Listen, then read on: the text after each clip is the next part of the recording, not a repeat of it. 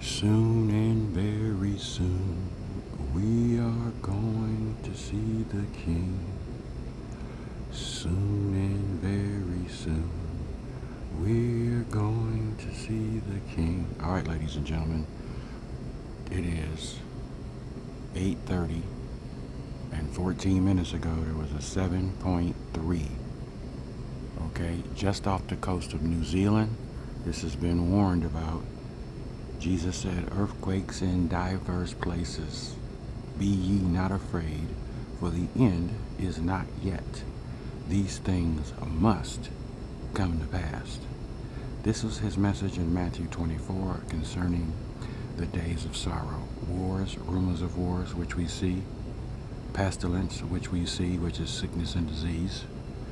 Famine, which we see with the tariffs and things costing a lot of money and getting worse. And then he said, earthquakes in many places. Last week, there were 75 earthquakes and volcanoes that went off. We've already seen the destruction in Bangkok. This is a 7.3, which could cause tsunami. Don't know yet. I just sitting here in the break room, this popped up on my phone. Okay? That's major. In the middle of, right off that, this is the Pacific Ocean.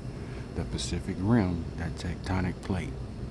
Okay, folks, I do believe that the harvest is soon about to happen. These earthquakes are intensifying with frequency every single day. The Bible calls these birth pangs, Pangs. Not pains, but pangs. Isaiah 61, verse 9 through 11 talks about the spring, the bride and the bridegroom, the earth yielding up her bud. Okay? A lot of things happen in the spring. Jesus rose in the spring on the 17th day of Nisan. The church was born in the spring on the 50 days later, which was Pentecost, after he ascended up. Noah went up in the spring above tribulation. 2,000 years from 30 AD to 2030, okay? Minus 7 years is 1,993 days. When you add 1 plus 9 and 3, okay, that's 22.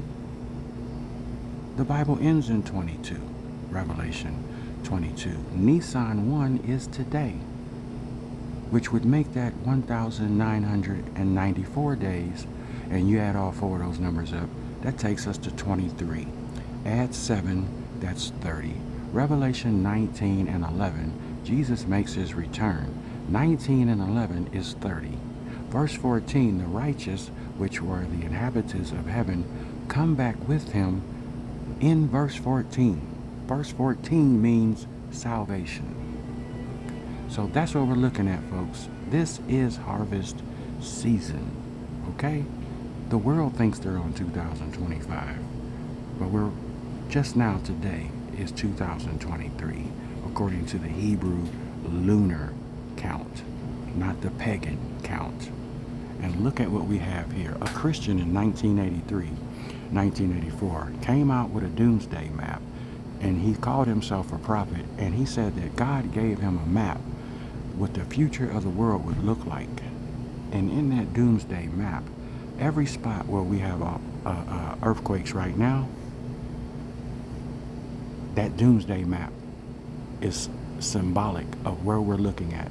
Jesus said, soon to be, every island and every landmass would be moved out of its place due to the great earthquake. And the rich men of the world would be hiding in their dens, trying to hide from the Most High.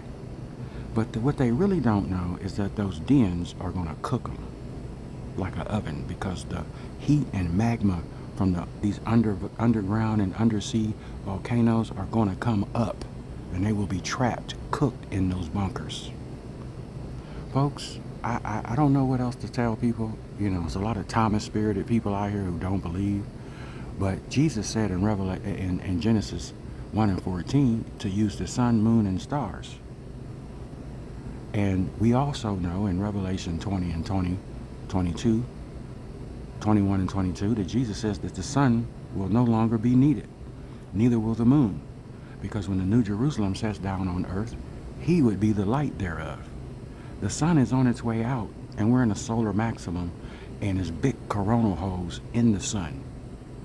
God said there is an angel standing in the sun with a vial ready to pour it out. And then we see during the time of tribulation that the sun is going to explode and cook people and burn people up.